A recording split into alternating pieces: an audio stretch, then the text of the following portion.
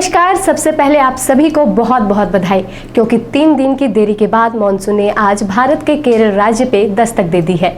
ये हमारे लिए बहुत बड़ा जश्न का मौका होता है, क्योंकि भारत कृषि प्रधान देश है और सीधे तौर पर 70% आबादी की जिंदगी इस मानसून से जुड़ी हुई है और हमारी भी जिंदगी पर कृषि का असर पड़ता है। इसलिए आने वाले दिनों में मानसून और कृषि से संबंधित जो भी खबरें होंगी उससे आप सभी को अवगत कराते रहेंगे। अब रुक करते हैं बोकारो की खबरों पर। बोकारो दिन भर में आज बात करेंगे 6 किलो यूरेनियम के साथ 7 गिरफ्तार। गोमिया में बोलेरो और टेम्पो के बीच हुई जोरदार टक्कर बताएंगे।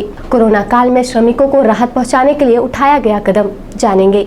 नमस्कार, आप है सीमा के साथ। बोकारो की सुर्खियों में बीएसएल ने अपने कर्मियों को किया सम्मानित, इसकी भी बात करेंगे। साथ ही साथ कोरोना की स्थिति भी जानेंगे, चर्चा और भी खबरों पर करेंगे। लेकिन उससे पहले जान लेते हैं देश और दुनिया का हाल। 3 दिन की देरी के बाद केरल में मानसून ने दी दस्तक। आरबीआई ने रेपो रेट 4% पर बरकरार रखा। रिजर्व बैंक ने जीडीपी ग्रोथ अनुमान घटाया। भारत में पिछले 24 घंटे में 1,32,000 से ज़्यादा नए मामले सामने आए। 2,713 की मौत। 2,07,000 से ज़्यादा लोग ठीक भी हुए। महाराष्ट्र में 24 घंटे में दर्ज हुए 15,229 नए केस। 643 की मौत।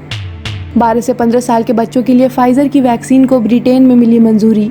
सप्ताह के आखिरी दिन सेंसेक्स 132 अंक और निफ्टी 20 अंक गिरकर बंद हुआ। सोने की कीमत 270 रुपए प्रति 10 ग्राम गिरी, तो वहीं चांदी का दाम 1,200 रुपए प्रति किलोग्राम गिरा। अब एक नजर आपके राज्य झारखंड की 3 बड़ी खबरों पर।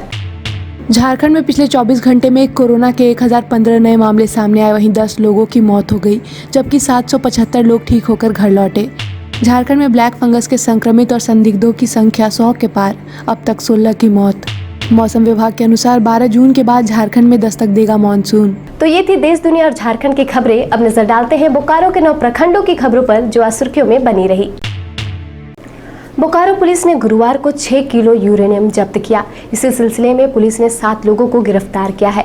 बोकारो एसपी चंदन कुमार झा के अनुसार 2 जून को पुलिस को गुप्त सूचना मिली थी कि कुछ लोग यूरेनियम की स्मगलिंग कर रहे हैं, जिसके बाद पुलिस ने टीम गठित कर अलग अलग जगहों पर छापेमारी कर 7 लोगों को गिरफ्तार किया और उनकी निशानदेही पर 6 किलो यूरेनियम सीज किया।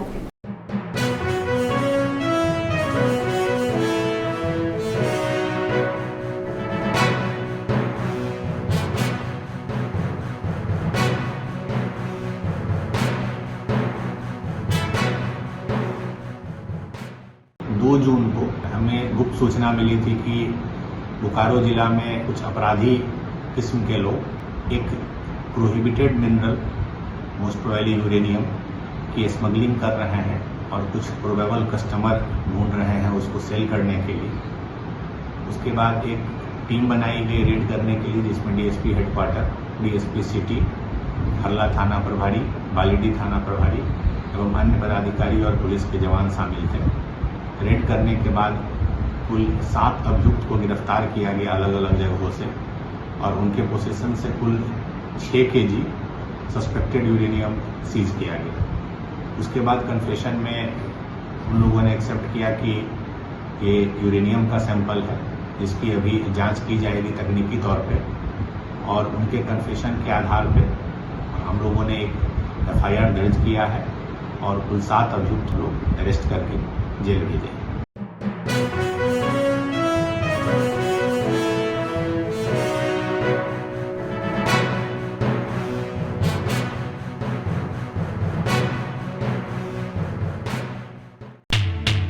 इस खबर को देखने के बाद कई लोगों के मन में ये सवाल होगा कि आखिर यूरेनियम होता क्या है।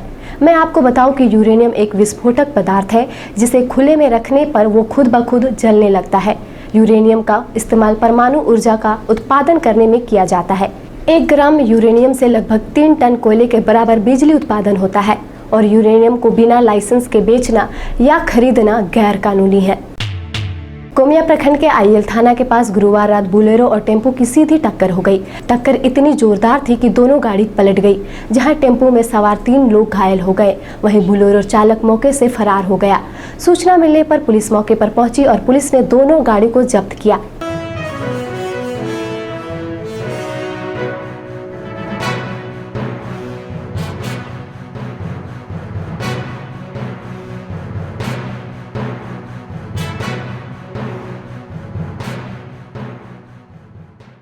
ये जो है तेज़ी रफ्तार में आ रहा था बेलोरो, इधर से टेम्पो जा रहा था और टेम्पो में धक्का मार दिया, जिससे 3 व्यक्ति जख्मी हैं, 2 महिला 1 जेंट्स। बेलोरो का ड्राइवर जो है से भाग गया है और तीनों का इलाज कराने के लिए गोमिया सदर अस्पताल भेजा गया है।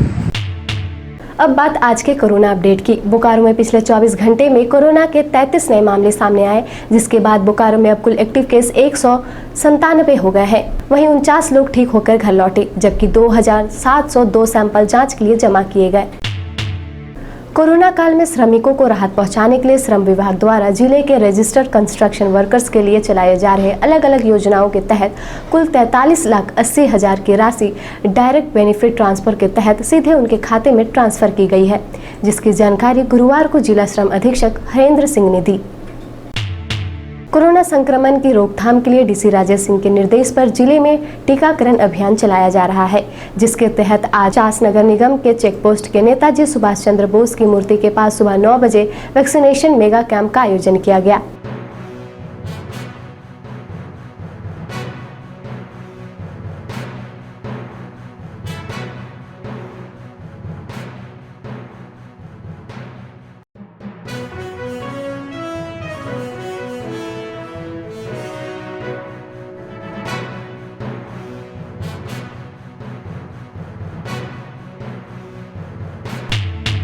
बीएसएल के कॉन्फ्रेंस हॉल में गुरुवार को CRM 1 और 2 के कर्मियों को बट वेल्डिंग मशीन के इलेक्ट्रिक और हाइड्रोलिक्स के अपग्रेडेशन के लिए एग्जीक्यूटिव डायरेक्टर आत्मु भौमिक ने सम्मानित किया और इस परियोजना के सफलता के लिए टीम के सदस्यों को बधाई दी।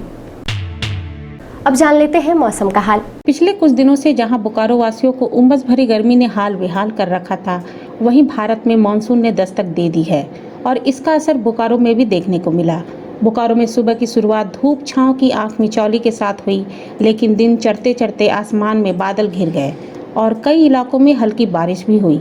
मौसम विभाग ने झारखंड में 12 जून के बाद मानसून आने के आसार जताए हैं। आज का अधिकतम तापमान 36 डिग्री सेल्सियस और न्यूनतम तापमान 27 डिग्री सेल्सियस रिकॉर्ड किया गया। आज का comment of the day mister Sabir द्वारा किया गया है, जिन्होंने 2 जून को बोकारो टाइम्स के YouTube पर ये कमेंट किया था। सबीर जी ने हमें कमेंट कर लिखा है, आपका न्यूज़ देखकर अच्छा लगता है, लेकिन आप न्यूज़ में जैक बोर्ड का अपडेट नहीं देते। सबीर जी, मैं आपको बताऊं कि जैक बोर्ड ही नहीं बल्कि हम एजुकेशन से जुड़ी हर खबरों को प्राथमिकता के तौर पर दिखाया करते हैं, ताकि स्टूडेंट तक समय पर जानकारियां पहुंच सके। इसके अलावा स्टूडेंट्स के लिए हम अपने कार्यक्रम इफेक्टिव एजुकेशन में सब्जेक्ट और एग्ज़ाम की तैयारी से जुड़ी बातों के साथ साथ और भी विषयों पर चर्चा किया करते हैं, ताकि स्टूडेंट एग्ज़ाम में ज़्यादा से ज़्यादा स्कोर कर सके। अगर आपने अभी तक ये कार्यक्रम नहीं देखा है तो आप हमारे डिस्क्रिप्शन बॉक्स में दिए गए लिंक के माध्यम से उन्हें देख सकते हैं। आप अपने आसपास की घटनाएं और समस्याओं को हमें व्हाट्सएप कर सकते हैं। हमारा व्हाट्सएप नंबर है 9334210302। इसी तरह बोकारो के तमाम खबरों को जानने के लिए आप हमारे चैनल बोकारो टाइम्स को लाइक करें, सब्सक्राइब करें और शेयर करें। फिर मिलेंगे 2 दिनों की छुट्टी के बाद बोकारो दिन भर में सोमवार से शुक्रवार रात 8 बजे। तब तक के लिए नमस्कार। बने रहें thetimesmedia.com पर। आप हमें फेसबुक और यूट्यूब पर भी देख सकते हैं।